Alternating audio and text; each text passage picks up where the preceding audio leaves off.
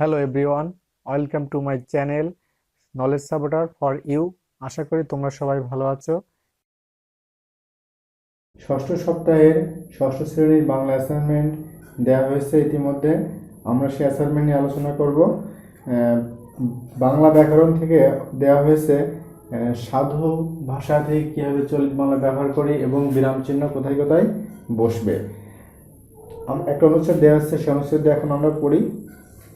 সকালবেলায় আমার নভেলের সপ্তদশ পরিচ্ছেদে হাত দিয়াছি, এমন সময় মিনি আসিয়াই আরম্ভ করিয়া দিল, বাবা, রামদয়াল দারোয়ান কাকা কইয়া বলেছিল সে কিছু জানে না।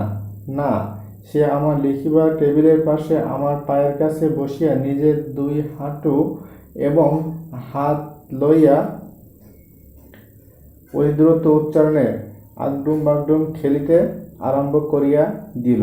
আমার ঘর পথের ধারে। হঠাৎ মিনি আগডুম বাগডুম খেলা রাখিয়া জানালার ধারে ছুটিয়া গেল এবং চিৎকার করিয়া ডাকিতে লাগিল, কাবুলিওয়ালা ও কাবুলিওয়ালা। শিরোনাম: ভাষা ও বাংলা ভাষার বিরামচিহ্ন। নিম্নের অনুচ্ছেদে যথাস্থানে বিরামচিহ্ন বসিয়ে তা চলতি রীতিতে রূপান্তর করা হলো। সকালবেলায় আমার নভেলের সপ্তদশ পরিচ্ছেদে হাত দিয়েছি, এমন সময় মিনি এসেই আরম্ভ করে দিল, বাবা, রামদয়াল দারোয়ান কাকা কইয়া বলেছিল সে কিছু জানে না। সে আমার লেখার টেবিলের পাশে আমার পায়ের কাছে বসে নিজের দুই হাঁটু এবং হাত নিয়ে খুব দ্রুত উচ্চারণে আগডুম বাগডুম খেলতে আরম্ভ করে দিল। আমার ঘর পথের ধারে। হঠাৎ মিনি আগডুম বাগডুম খেলা রেখে জানালার ধারে ছুটে গেল এবং চিৎকার করে ডাকতে লাগলো, কাবলিওয়ালা ও কাবলিওয়ালা।